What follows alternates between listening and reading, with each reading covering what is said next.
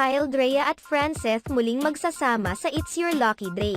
Inaabangan ngayon ng mga netizens ang pagsasamang muli ng Gold Squad sa show na pansamantalang papalit sa It's Showtime habang suspended ito.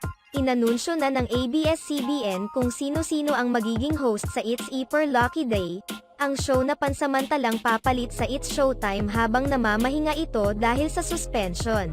Ang Gold Squad ay binubuo ni Kyle Echari, Seth Fedilan, Andrea Brillantes at Francine Diaz. Nabuo naman ang squad nang magkasama sila noon sa iisang teleserye na pinamagatang Kaden ang Ginto.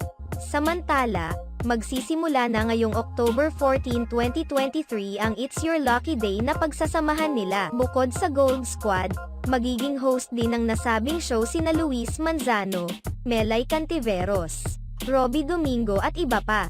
Nagbubuni ngayon ang mga fans ng Kyle Drea dahil hindi umano nila inasahan na makakasama si Kyle Echari sa magiging hosts ng show at muling magkakasama ang Gold Squad.